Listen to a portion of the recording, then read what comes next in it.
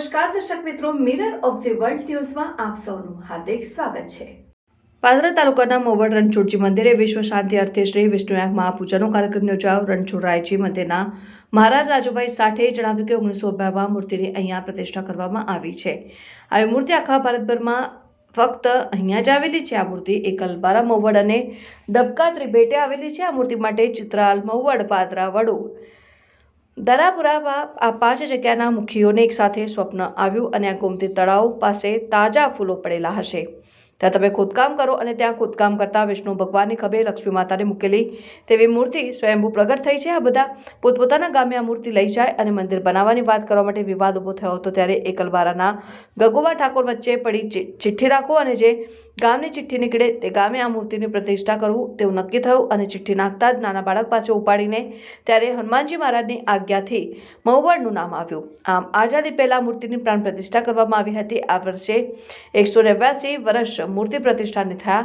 દર વર્ષે ફેબ્રુઆરી માસમાં લક્ષ્મીજી સહિત રણછોડરાયજીના પાટોત્સવ ઉજવવામાં આવે છે। દરમિયાનમાં યુનિવર્સિટીના પૂર્વ સેનેટ અને સિન્ડિકેટ સભ્ય દીપક શાહે જણાવ્યું કે આજે અહીંયા જગતના કલ્યાણ અર્થે શ્રી વિષ્ણુયાગ મહાપૂજાનું ભવ્યથી ભવ્ય આયોજન જાણીતા એડવોકેટ અને નોટરી ભાવેશભાઈ વ્યાસ દ્વારા કરવામાં આવ્યું। મહાકાય મહાયાગ માટે જાણીતા પંડિત વિનાયક લીમકર શાસ્ત્રીજી, લોકેશ શાસ્ત્રીજી, લક્ષ્યાંક શાસ્ત્રીજી અને પ્રશાંત શાસ્ત્રીજી, અત્રી ભટ્ટ ખૂબ સુંદર વિધિ વિધાનથી સવારે 9 વાગ્યાથી 5 વાગ્યા સુધી મહાયાગમાં શાસ્ત્રોક્ત વિધિ કરાવી હતી।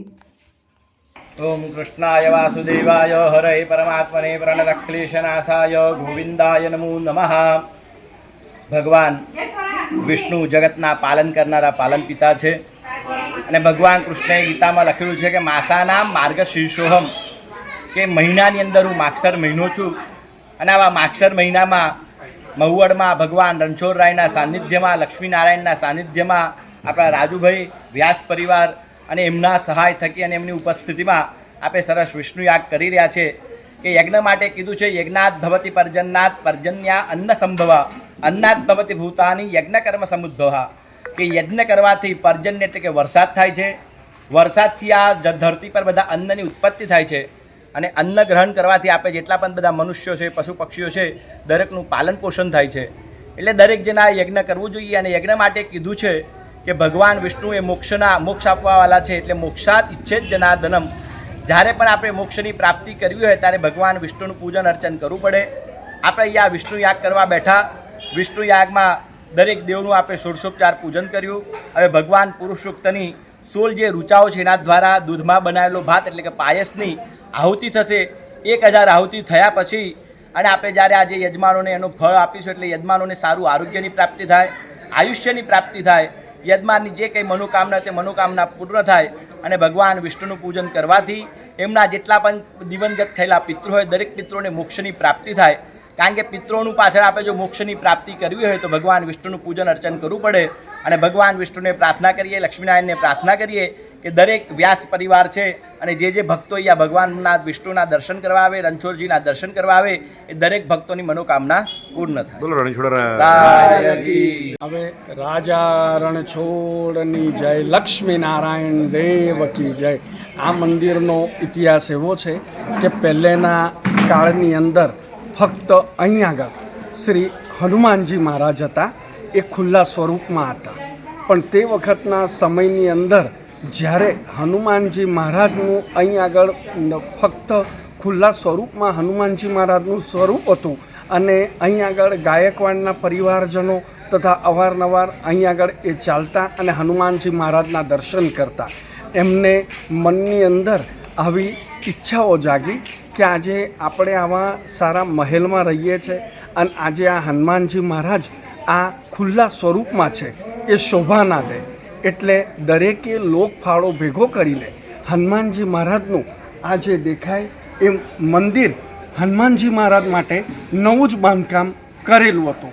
પણ તે વખતના સમયની અંદર આ હનુમાનજી મહારાજે નવા જ બનાવેલા મંદિરની અંદર હનુમાનજી મહારાજે 5 ગામના મુખીઓને આજ્ઞા કરી કે મહીસાગરના કાળિયા કોતરમાં મારા આરાધ્ય દેવ રણછોડરાયની પ્રતિમા મહીસાગરના કાળિયા કોતરમાં દટાયેલી છે અને પાંચેવ ગામના મુખીઓને એક સરખું સ્વપ્ન આપ્યું કે મારા આરાધ્ય દેવની પ્રતિમા દટાયેલી છે, એને ખોદકામ કરીને તમે જ્યાં કમળના ફૂલ ખીલેલા હોય તે ખોદકામ કરીને એમને બહાર કાઢો.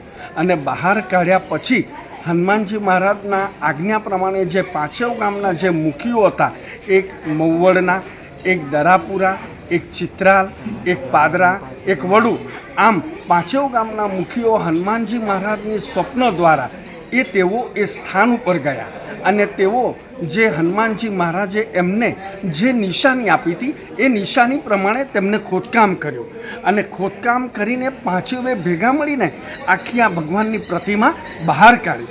હવે બહાર કાઢ્યા પછી આ પાંચોના વચ્ચે તકરાર થઈ. પેલો સરપંચશ્રી કહે છે કે હું મારા ગામે લઈ જાઉં, બીજા સરપંચશ્રી કહે છે કે હું મારા ગામે લઈ જાઉં, ત્રીજા સરપંચશ્રી કહે છે કે હું મારા ગામે લઈ જાઉં. એમ કરતાં કરતાં આ ભગવાનની પ્રતિમા એકને લેનાર પાંચ. એટલે તે વખતના સમયની અંદર જે એકલવારાના ઠાકોર ગગુભા ઠાકોરને આ વાતની જાણ થઈ કે ભાઈ આપણા મહીસાગરના કાંઠે કાળિયા કોતરમાં આવી ભગવાનની વિશિષ્ટ પ્રતિમા મળી આવી છે અને એમાં આ પાંચેવ જણની તકરાર છે, તો એનો આપણે કંઈક સમાધાનનો માર્ગ કાઢીએ.